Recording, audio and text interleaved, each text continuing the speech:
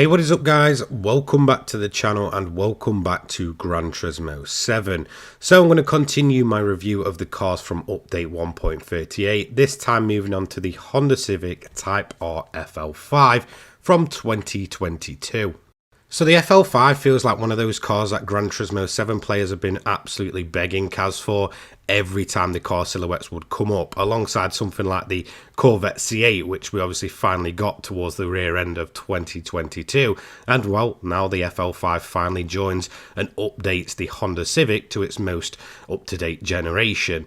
So in terms of the price of this car, it is very, very cheap for the amount of performance you're getting. 50,000 credits will net you one of these, which means that if you want to build multiple versions, you can go ahead for a relatively cheap price. 325 brake horsepower, weighing almost 1500 kilograms, with a massive turbocharger strapped to it in its typical Honda Civic Type R FF layout. Now, if you've never joined me for a car review, this is exactly how it's going to work. We're going to do a hot lap around the Nürburgring Nordschleife in the car's standard form, so exactly how we receive it from the brand central dealership.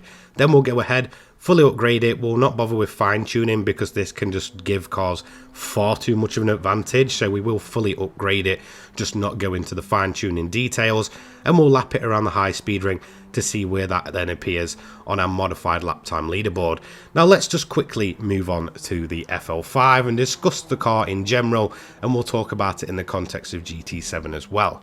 So the FL5 is finally here. Now this seems to be one of the cars that every time the silhouettes would release by Kaz, that people would go ahead and ask for it, alongside the likes of the C8, which came at the back end of last year, as well as obviously the LFA, which is still yet nowhere to be seen. It just seems to be one of those cars that's a popular choice and people want it in terms of road cars, and well, it finally released. So is it up to standard? Is it any good? Did it live up to the expectations of those people asking for it? And I would certainly say yes. Now, one thing I do love about getting different generations of the same model type is seeing a clear progression from model to model.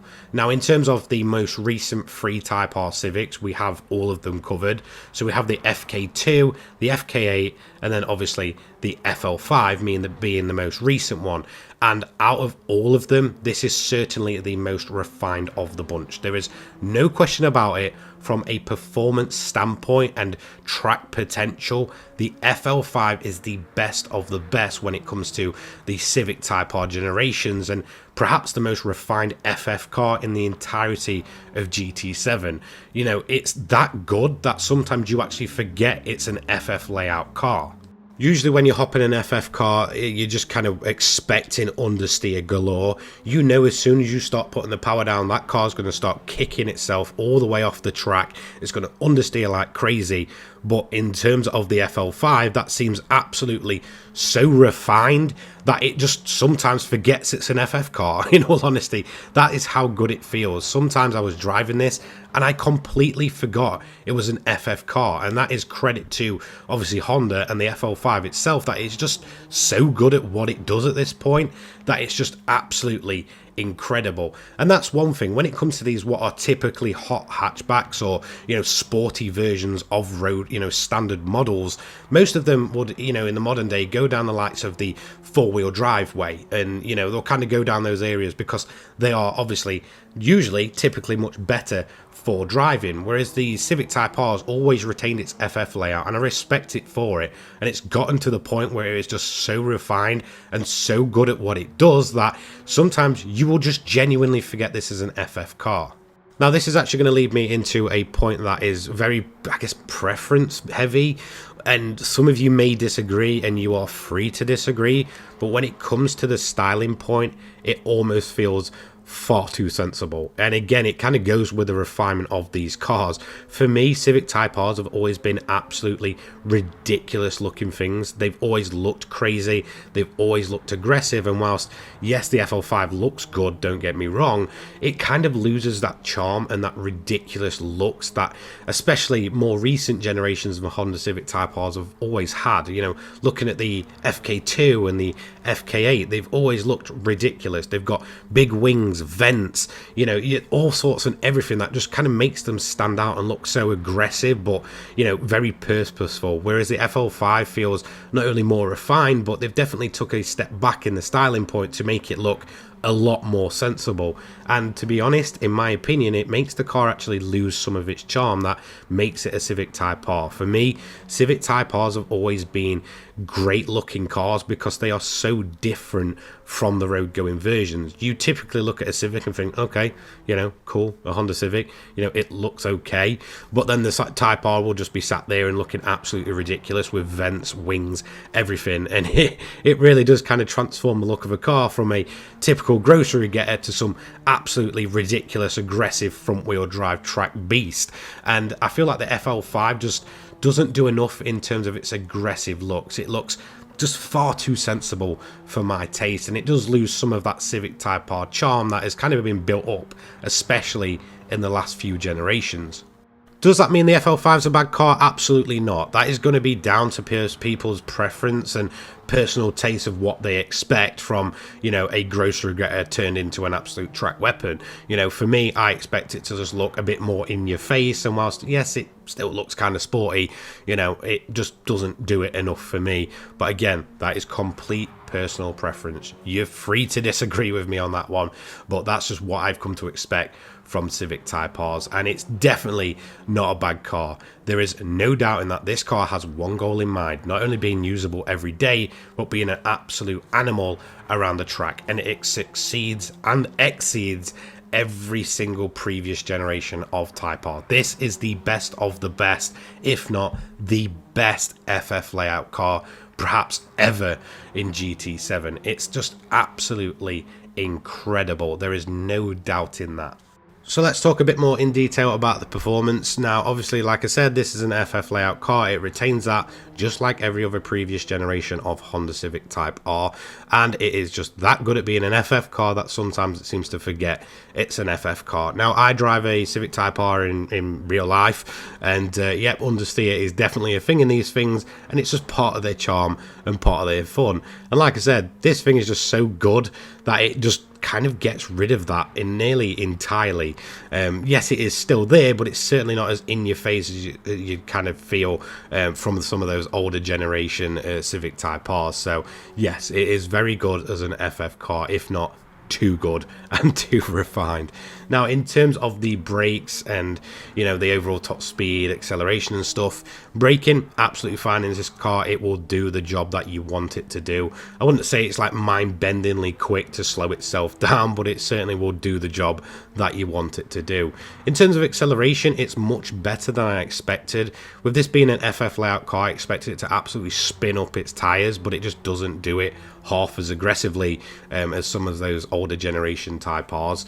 In terms of the overall top speed, this car will do way over 150 plus, no problem at all. It's certainly no slouch, whether you're being through the corners or on the high speed top speed straight, should I say. So yeah, this car is literally just one of those cars that can just seemingly do it all.